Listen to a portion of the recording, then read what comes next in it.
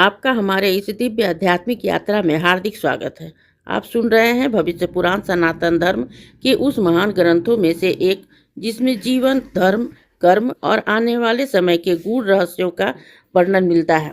इस श्रृंखला में हम आपके लिए इस पावन ग्रंथ के ही प्रत्येक अध्याय का संस्कारिक पाठ प्रस्तुत करेंगे। आइए इस ज्ञान, धर्म और सत्य की यात्रा को आरंभ करें, जहाँ हर शब्द में छिपा है जीवन का मार्ग और हर कथा देती है हमें सही दिशा। सनातन ज्ञान की ही इस पवित्र धारा में डूबकर अपने जीवन को अर्थपूर्ण बनाएं। हर हर महादेव। ओम नमः शिवाय। सिद्धार्थ सप्तमी व्रत की उद्यापन की विधि।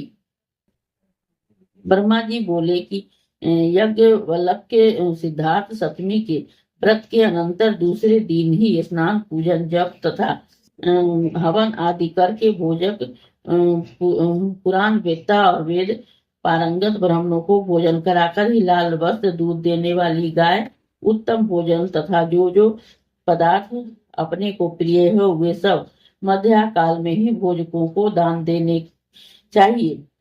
यदि भोजक न प्राप्त हो सके तो पौराणिक को ही, और पौराणिक न मिल सके तो सामवेद जानने वाले मंत्रविद ब्राह्मण को ही वे सभी वस्तुएं देनी चाहिए। उन्हें यह सिद्धार्थ सप्तमी के उद्यापन की संक्षेप विधि है। इस प्रकार से भक्ति पूर्वक 7 सप्तमी और करने से ही अनंत सुख की प्राप्ति होती है और 10 अश्वमेध यज्ञ का फल प्राप्त होता है। इस व्रत से सभी कार्य सिद्ध हो जाते हैं। गरुड़ को देखकर सर्प आदि की तरह ही कुष्ठ आदि सभी रोग इससे अनुष्ठान से दूर भागते हैं। व्रत नियम और तथा तप करके 7 सप्तमी को ही व्रत करने से मनुष्य विद्या, धन, पुत्र, भाग्य, आरोग्य और धर्म को तथा अंत समय में ही सूर्यलोक को प्राप्त कर लेता है। इस सप्तमी व्रत की विधि का जो श्रवण करता है अथवा उसे पढ़ता है वह भी सूर्य नारायण में लीन हो जाता है। देवता और मुनि भी इस व्रत के महात्मा को सुनकर ही सूर्य नारायण के भक्त हो गए हैं। जो पुरुष इस आख्यान का स्वयं श्रवण करता है अथवा दूसरे को सुनाता है तो वो दोनों ही सूर्यलोक को जाते हैं। रोगी यदि इसका श्रवण करे तो रोग मुक्त हो जाता है। इस व्रत की जिज्ञासा रखने वाला भक्त अभिलाषित इच्छाओं को प्राप्त करता है और सूर्यलोक को ही जाता है। यदि इस आख्यान को पढ़कर यात्रा की जाए तो मार्ग में विघ्न नहीं आते और यात्रा सफल होते हैं। जो कोई भी जिस पदार्थ की कामना करता है वह उसे निश्चित प्राप्त कर लेता है। गर्भिणी स्त्री इस आख्यान को सुने तो वह भी सुखपूर्वक पुत्र को जन्म देती है। बंध्या सुने तो संतान प्राप्त करती है।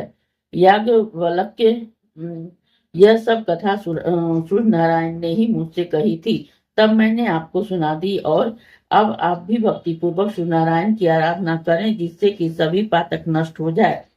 उदित होते ही जो अपनी किरणों से संसार को अंधकार दूर कर प्रकाश फैलाते हैं वे ही द्वादशात्मक सूर्य नारायण ही जगत के माता पिता और गुरु हैं। अदिति पुत्र भगवान सूर्य उस पर प्रसन्न हो। इस अध्याय के श्रवण हेतु आपका हृदय से धन्यवाद। हम आशा करते हैं कि भविष्य पुराण की यह दिव्य कथा आपको आध्यात्मिक शांति, सही मार्गदर्शन और जीवन के गहन सत्य प्रदान कर रही होगी। कृपया अगले अध्याय के लिए ही हमारे साथ जुड़े रहें और अपने विचार एवं भावनाएं कमेंट के माध्यम से अवश्य साझा करें। धर्म, कर्म और ज्ञान की इस पावन यात्रा में आपका साथ हमारे लिए अत्यंत अनमोल है। हर हर महादेव। ओम नमः शिवाय। यदि यह प्रस्तुति आपको पसंद आई हो, लाइक करें, कमेंट करें, सब्सक्राइब जरूर करें, बेल आइकॉन दबाना ना भूलें ताकि अगला अध्याय आपसे छूटे नहीं। और इस पावन ज्ञान को ही शेयर करें अपने परिवार और मित्रों तक।